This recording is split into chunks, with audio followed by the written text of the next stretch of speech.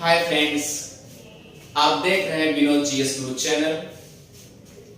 प्यारे, इसके पहले ज्योग्राफी से रिलेटेड पृथ्वी की उत्पत्ति के बारे में थोड़ा बहुत मैंने टॉपिक्स दिया और हम चाहते हैं कि जो भी आप स्ट्रेटजी बनाएं वह कभी निगेटिव ना रहे, पॉजिटिव ही रहे, क्योंकि पॉजिटिव इज कॉन्फिडेंस और negative is over confidence. It is correct. तो प्यारे, हमारा कहने का मतलब ये मेरा फंडा है, मेरा सोच है कि अगर पृथ्वी की उत्पत्ति के बारे में जो जो परिकल्पनाएं की गई, मैंने आपसे क्या कहा था कि भैया सबसे पहले पृथ्वी की उत्पत्ति के बारे में तर्कपूर्ण सिद्धांत का श्रेय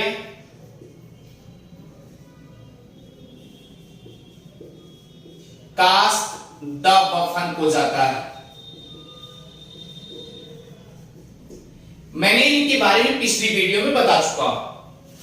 और कास्ट द बफन भैया 1745 में एक टक्कर का सिद्धांत दिए थे। टक्कर का सिद्धांत देखिए, और 1749 में इन्होंने पुच्छल तारा का सिद्धांत दे दिए। अब इसी पुच्छल तारे के बारे में हमने पिछली वीडियो में अपलोड किया है, आप उसे जाके देख लीजिए। ठीक है, 1749 में पुच्छल तारा का सिद्धांत देने के बाद ये तर्कपूर्ण माने जाने लगे। ठीक है, तो फिर उसके बाद आप देखिए, मैंने आपसे कहा कि जब कोई एक बार कमेंट कर कोई वार्तालाप हो जाती है, कोई बात हो जाती है किसी टॉपिक्स पे, तो वहां कमेंट बहुत आते हैं। नेगेटिव हो सकता है, पॉजिटिव भी हो सकता है, एक मत मानने वाले हो सकते हैं, दो मत मानने वाले हो सकते हैं, ये उनके ऊपर डिपेंड करता है ना। अभी मान ली छोटी सी बात आपने उठा दिया, कहीं समाज में उठा दिया, ये तो भैया भूगोल वेत्ता थे, तो इतनी बात पृथ्वी की उत्पत्ति के बारे में इन्होंने सब कुछ कह डाला, पिछली वीडियो में अपलोड किए हैं। तो आप ये सोचिए कि अब इतनी बड़ी बात कह दी है, तो इनको कमेंट करने वाले और एक मत मानने वाले, दो मत मानने वाले, एक पॉजिटिव करने वाले यानी सकारात्मक, हो सकता है नेगेटिव, दोनों नेगेटिव है, दोनों पॉजिटिव, ये भी हो सकता है ना। तो इस तरीके से इनके बाद ये जो है पृथ्वी की उत्पत्ति को लेकर के दो भागों में बांट दिया गया। बांटा क्या गया? एक बोला गया अद्वैतवाद, अद्वैत परिकल्पना, और अगला बोला गया द्वैत परिकल्पना। क्लियर? अब सोचो भैया, अगर यहां द्वैत लिखा है तो इसका मतलब दो होगा, अब दो होगा, और अद्वैत मतलब जिसमें दो ना, तो इसमें दो कल्पना जो की गई है, क्योंकि यहां पर अगर पुच्छल तारा की बात की गई है या पृथ्वी की उत्पत्ति की गई, इसका मतलब ये द्वैत परिकल्पना में भी पृथ्वी को या तारा माना गया होगा या पृथ्वी को पदार्थ के रूप में माना गया होगा। अच्छा, अगर तारा के रूप में माना गया होगा तो इसका मतलब दो तारा माना गया होगा। अच्छा, पदार्थ के रूप में माने होंगे, इसका मतलब दो पदार्थ के रूप में माने होंगे। आप इतनी बात तो पकड़ सकते हैं ना। अच्छा ठीक है, अब द्वैत में, अब इसमें क्या होगा? दो तारों को या दो तारों की कल्पना। अब इसमें क्या होगा? एक तारा की कल्पना। क्लियर? इतनी बात तो समझ में आ गई होगी। तो सबसे पहले इसको दो भागों में आपने बांट दिया। अब दो भागों में बांटने की वजह से इसके जो अनुयायी होंगे इनमें आएंगे, जैसे इमलुवन कांट, लाप्लास, रास, इस तरीके से आएंगे। तो सबसे पहले हम ऐसा करते हैं कि अद्वैत परिकल्पना जो एक तारा का सिद्धांत था, इसी को सबसे पहले हम विवरण करते हुए चलते हैं। और याद रखना, जो ये कास्ट द बफन यूपीपीसीएस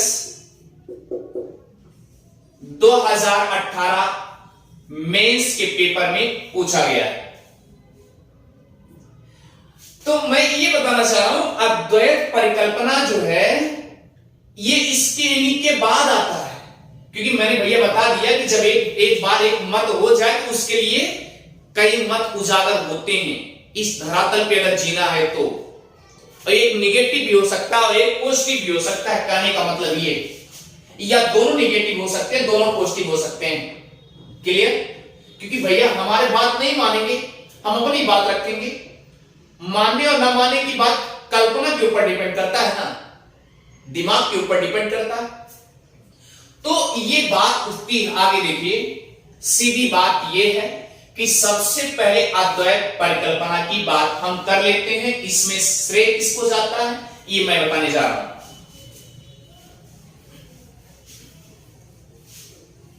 पृथ्वी की उत्पत्ति से रिलेटेड अद्वैतवाद में या अद्वैत परिकल्पना में सबसे पहले नंबर 1 इमलुवन कांट, इमैनुअल कांट जी आते हैं। अब देखिए ध्यान से, कास्ट द बफन 1749 में पुच्छल तारा परिकल्पना दे दी। अब क्योंकि पृथ्वी से रिलेटेड हमको करना ही है, तो इसका मतलब ये भी कोई सिद्धांत देंगे। तो इन्होंने क्या कह दिया, वायव्य रास की परिकल्पना। अब सोचिए भैया, वायव्य मतलब एक सिंपल भाषा समझिएगा, गैसी, चाहे वह तत्व है चाहे वह पदार्थ है, वह है गैस के रूप में। वायव्य मतलब होता है गैस, वायु से संबंध रखने वाला। इतनी बात तो सबको पकड़ में आ गई। इमलुवन कांट यानी इमलुवन कांट जो है 1755 में, एक चीज और ध्यान दीजिएगा, ये पवित्र मार्ग के धार्मिक आंदोलन करने वाले व्यक्ति हैं, पवित्र मार्ग के धार्मिक आंदोलन करने वाले व्यक्ति हैं, और ये आस्था भी रखते थे। अगर कोई पवित्र मार्ग अपनाने का प्रयास कर रहा है तो इसका मतलब आस्था है, सीधी भाषा। चलिए अब आगे चलते हैं। 1755 में इन्होंने वायव्य रास की परिकल्पना दे दी है। और याद रखना, जब ये इमलुवन कांट वायव्य रास की परिकल्पना दे रहे थे तो किसी ने किसी की याद आई होगी ना, तो याद किसको की, ये भी याद रखिएगा, न्यूटन जी को। किसको याद किए? न्यूटन जी को याद किए। अब जब न्यूटन को याद किए तो न्यूटन के, तब इसका मतलब न्यूटन की याद करने के बाद ये मत सोचिए न्यूटन के बारे में सोचते रहे। तो ये न्यूटन की जो हाइपोथेसिस की परिकल्पना थी, सिद्धांत था, उनके बारे में सोचना शुरू कर दिए, उस सिद्धांत के बारे में सोचना शुरू किए। अब आपको पता होगा न्यूटन का क्या है, गुरुत्वाकर्षण का नियम, गुरुत्वाकर्षण का नियम। इतनी बात तो पकड़ में आ गई। अब सोचो, इसका मतलब कि अगर गुरुत्वाकर्षण का नियम इन्होंने इमलुवन कांट जी सोच लिए, तो इसका मतलब कोई चाहे तत्व होगा, अब चाहे पदार्थ होगा, उसमें गुरुत्वाकर्षण की शक्ति वो मान के बैठे होंगे, तभी सिद्ध कर पाएंगे, वरना नहीं सिद्ध कर पाएंगे। अब सोचा गया, जब इतना सब कुछ वायव्य रास की परिकल्पना इमलुवन कांट कर लिए, तो हुआ क्या? पहले तो खूब खूब इनके सिद्धांत की, इनकी परिकल्पना की खूब चर्चा हुई, मार्केट में खूब बिके, बहुत अच्छे पहचाने जाने लगे कि पृथ्वी की उत्पत्ति के संबंध में इन्होंने अच्छा तर्कपूर्ण दे दिया। लेकिन कुछ समय बाद इनकी जो तर्कपूर्ण ये वायव्य राशि की परिकल्पना थी, जो सराहना मिलता था पहले प्राचीन समय में, वह सराहना क्या हो गया? तर्कहीन बता दिया गया। गजब, यही होता है। देखिए क्या बता दिया गया, यानी पहले क्या बताया गया था? पहले सराहना होती थी कि इन्होंने गजब पृथ्वी के लिए एक गैसीय तत्व में कल्पना करके इन्होंने सिद्ध कर दिया कि पृथ्वी ऐसे ऐसी हुई है। इतनी बात तो समझ में आ गई होगी।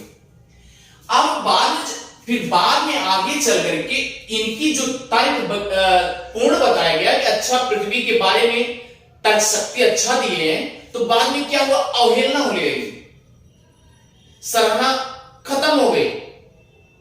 अब क्या कहा गया कि जो ये विज्ञान के तथ्य ये मान के चले हैं,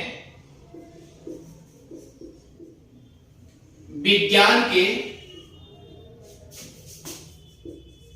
नियम पर चले हैं, ये तर्कहीन है। आप बताइए, पहले तो क्या कर दिया गया? पहले खूब सराहना हुई, लेकिन बाद में जब सोचा गया भाई कई विद्वान आ जाएंगे ना फिर, और जब कई विद्वान आ जाएंगे तो ये स्वाभाविक सी बात ये बता देंगे भैया वो तो किसी को फॉलोअर की, न्यूटन जी को फॉलोअर करके वही गुरुत्वाकर्षण के बारे में वो जाके अपना सिद्ध कर दिए। इसका मतलब ये इमैनुअल कांट न्यूटन के अनुयायी बन गए। अब न्यूटन के जब अनुयायी बन गए तो इनका जो है किसके ऊपर डिपेंड हो गया? विज्ञान के ऊपर डिपेंड हो गया। इनका नियम जो है विज्ञान के ऊपर डिपेंड हो गया। और जब विज्ञान के ऊपर डिपेंड हो गया तो सभी बोले कि भैया जो गुरुत्वाकर्षण का नियम न्यूटन जी दिए थे उसी पे ये फॉलो कर दिए, ये अपनी तरफ से कुछ नहीं किए। तो आगे देखिए क्या होता है फिर, प्यारे ध्यान दीजिएगा। इतनी बात तो समझ में आ गई होगी। इन्होंने पहली चीज तो हमने आपसे बताया कि पवित्र मार्ग के धार्मिक आंदोलन करने वाले व्यक्ति थे इमैनुअल कांट जी, और ये कहते थे कर्तव्य करना कर्तव्य के लिए। एक सिद्धांत ये भी दिए थे इमैनुअल कांट, ये भी दिए थे कि कर्तव्य करना कर्तव्य के लिए। ये भी इनकी सिद्धांत फार्मूला परिकल्पना। तो आप समझ सकते हैं इन्होंने जब विज्ञान के ऊपर ये फार्मूला गुरुत्वाकर्षण के नियम को फॉलो कर लिए तो ये क्या कहते हैं, जरा ध्यान दीजिएगा। इन्होंने कहा ब्रह्मांड में दैवी शक्ति से एक पदार्थ बिखरे हुए रूप में था, बिखरे हुए रूप में था। देखिए कितनी बड़ी सोच है। अब ये सोचिए आप अपनी तरफ कुछ दे रहे हैं, केवल सोच रहे हैं, कल्पना कर रहे हैं, बस कुछ दे रहे हैं। एक तो इधर न्यूटन का नियम ले लिए और न्यूटन का नियम लेने के बाद ये दैव शक्ति पे आ गए, और जब दैव शक्ति पे आ गए आप सोचिए तो इसका मतलब क्या है? बोले कि बिखरे हुए थे। और इन्होंने क्या कहा, जरा ध्यान दीजिएगा। इन्होंने कहा कि जो पदार्थ बिखरे हुए हैं वह पदार्थ, पहली चीज शीतल, शीतल माने ठंडा है। अब ये बताइए भैया, अगर पदार्थ है और शीतल है और ठंडा, मान लीजिए ठंडा है और कोई चीज ठंडा होगा तो ठोस होगा। अच्छा, ठोस भी बता दिए। अब ये भी बता दिए कि जो ठोस पदार्थ है वह क्या है? गतिहीन है। गतिहीन है यानी उसमें गति ही नहीं है। एक परिकल्पना ये कर बैठे, इतनी बात ये सोच ली अपने माइंड में। अब सोचिए क्या होने जा रहा है। हुआ क्या? फिर ये मानते हैं, एक एक सोच ये रख लिए, एक सोच हो गए। इनकी परिकल्पना जो वायव्य राशि की परिकल्पना है, ये केवल सोच दो फार्मूले पे डिपेंड हो गई। एक क्या मान लिए कि ब्रह्मांड में दैव शक्ति के कारण कि पदार्थ बिखरा हुआ था, जो बिखरा था वो ठंडा था, ठोस था, गतिहीन था, यानी गति उसमें नहीं थी। फिर पुनः इसी परिकल्पना को आगे बढ़ाते हुए फिर पुनः क्या मानते हैं, दोबारा क्या मानते हैं, ये जो बिखरे हुए पदार्थ हैं, प्यारे ध्यान दीजिएगा, ये जो बिखरे हुए पदार्थ हैं ये आपस में टकराने लगे। आप बताइए कितनी बड़ी बात कहे कि आपस में बिखरे हुए पदार्थ जो ठोस थे वो क्या करने लगे, टक्कर मारने लगे, टकराने लगे, आपस में टकराने लगे। अच्छा ही बताइए, आप अपने दिमाग से सोच सकते हैं, और ये टकराने क्यों लगे, ये भी आपके दिमाग बूझ रहा होगा। ये फार्मूला क्या लिए है, गुरुत्वाकर्षण का नियम। इन्होंने कहा कि गुरुत्वाकर्षण के कारण आपस में टकराने लगे,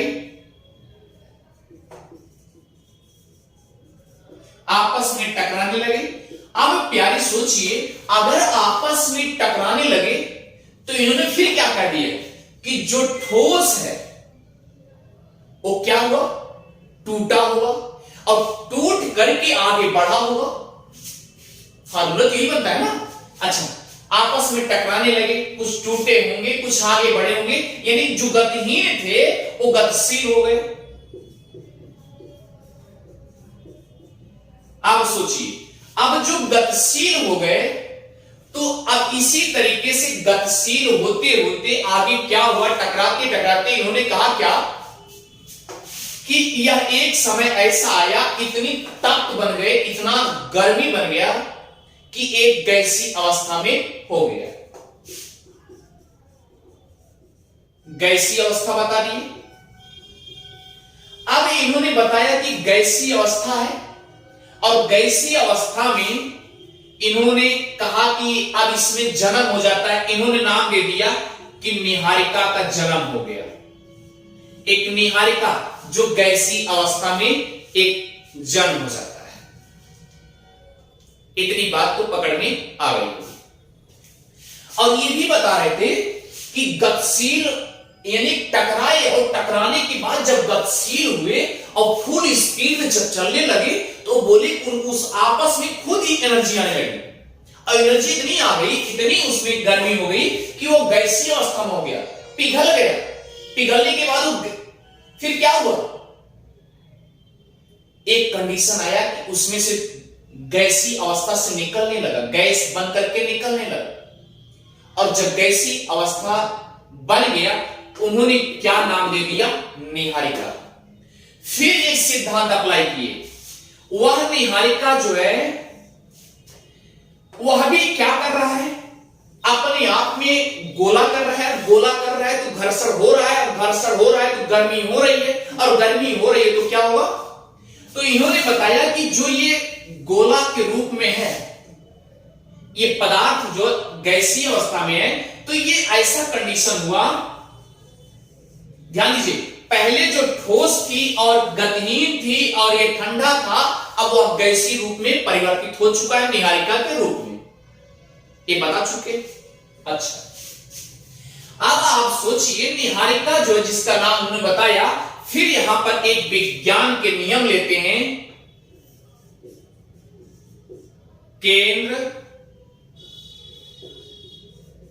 केंद्र अपसारी बल, केंद्र अपसारी बल ये ले लेते हैं। प्यारी, इतनी बात तो सबको समझ में अच्छे से आ गई होगी। अगर ये बात समझ में आ गई तो आप समझ सकते हैं कितनी गजब बात है। और याद रखना, उन्होंने जिस पदार्थ को समझा था, जिस पदार्थ को सबसे पहले लिया था, उन्होंने दैवी शक्ति के कारण एक मूल पदार्थ माने थे। मूल पदार्थ कि एक कोई बिखरा हुआ मूल पदार्थ, उसी को मान करके गजब कल्पना हो रही है, सोचने वाली बात। अब ये क्या कहते हैं प्यारे, केंद्र अपसारी बल, यानी केंद्र से जो बल है वह किधर जा रहा है, बाहर की तरफ जा रहा है। अब अगर केंद्र जो बल, अगर इस पे बल लग रहा है, केंद्र पे बल है, तो ये बल बाहर जा रहा है, इसका मतलब यहां पर केंद्र पर बल कम होता जा रहा है। और जब केंद्र पर बल कम होता जा रहा है तो यहां पर कांट ने बताया कि ये धीरे धीरे जो बीच वाला सेंटर वाला है भाग वह उभार करने लगा, बाहर आने लगा। और जब बाहर आया, यही प्रक्रिया से ये जो तप्त था, एकदम गर्मी से था, ये पदार्थ क्या हुआ, ये बाहर आने लगा। और बाहर आकर के गर्म तो था ही, तो ये शीतल हो गया, ठंडा हो गया। जब ये ठंडा हो गया तो याद रखना, इसी का नाम उन्होंने दे दिया ग्रह। तो इस तरीके से ग्रह का जन्म हुआ। तो फिर बताए कि इसी तरीके से केंद्र अपसारी बल जो है इसी तरीके से निकलता रहा, उसमें से छल्ले के रूप में निकलते रहे, यानी बीच से ऐसे ऐसे निकलते रहे। अरे यही तो बताए कि बीच से ही उभार हो रहा है, और बीच से उभार हो रहा है, इसका मतलब केंद्र से बाहर की तरफ बल चला जा रहा है। तो यहां पर बल कम हो रहा है, और जब बल यहां कम हो रहा है तो ये बल क्या करेगा, ये बल इधर आएगा, और इसमें जब उभार होगा कि धीरे से बाहर आ जाएगा, और जब बाहर आ जाएगा तो ये क्या होगा, ग्रह के रूप में होगा। लेकिन जब ये निकलता है तो एकदम तप्त, एकदम गर्म की तरह होता है, लेकिन बाद में क्या होता है, ठंडा हो जाता है, और ठंडा हो जाता है तो उसी को क्या मान लेते हैं, कांट, ग्रह मान लेते हैं, प्लैनेट मान लेते हैं। अब सोचिए, फिर ये कहते हैं इसी प्रकार से जो है पुनरावृत्ति बार बार होती है। अब इसी से 9 छल्ले निकले, 9 छल्ले निकले, यानी 9 छल्ले, एक छल्ला बराबर 1 ग्रह, तो 9 छल्ला बराबर 9 ग्रह। इसी तरीके से 9 ग्रहों का निर्माण हुआ। ये किसके अकॉर्डिंग है, इमनुअल कांट के अकॉर्डिंग। और ये मैंने आपसे बता दिया था पहले कि ये जर्मन के रहने वाले हैं, इन्होंने 9 छल्ले का निर्माण कर दिया। अब ये भी बता रहे हैं, ध्यान दीजिएगा, ये भी बता रहे हैं कि जो छल्ले ग्रह के रूप में निकले हैं, प्लैनेट के रूप निकले हैं,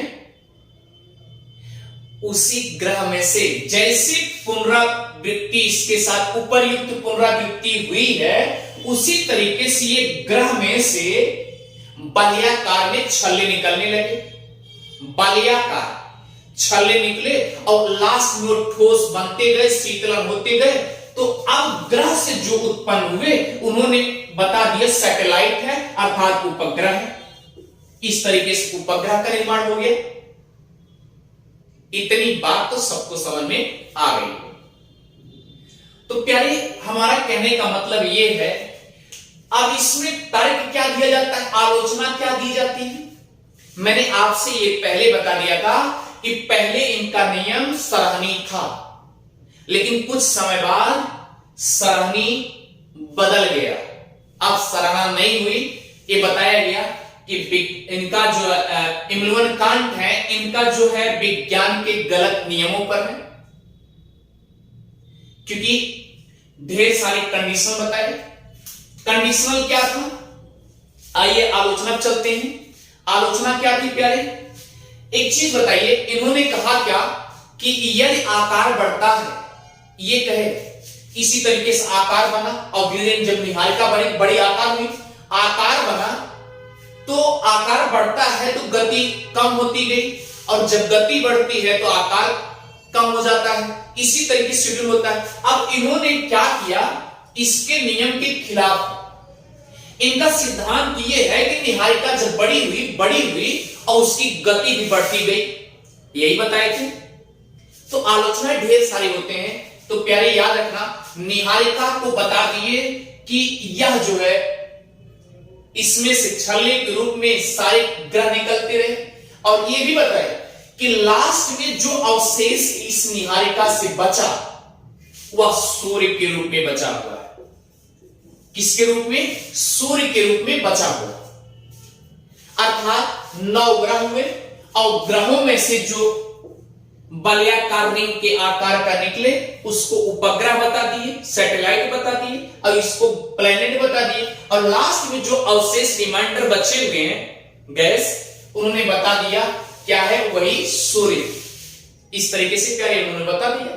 अब आप सोचने वाली बात है कि आगे चलते हैं क्या करते हैं कि इन्होंने क्या क्या नियम और इन्हीं की आलोचना करने के लिए, इन्हीं की कुछ जो कमियां थी, इन्हीं की कमियां सुधार करने के लिए कौन आते हैं? लाप्लासी आते हैं। वो अब निहारिका का जन्म ये करा दिए, इमैनुअल कांट निहारिका का जन्म करा दिए। अब भाई अगर कोई सुधार करने आएगा तो निहारिका से ही उठाएगा। तो इन्होंने लाप्लास ने, याद रखना 1796 में, ये तो जर्मनी के रहे, लाप्लास फ्रांस के रहे। 1796 में उन्होंने ये निहारिका के ऊपर ही परिकल्पना कर डाली।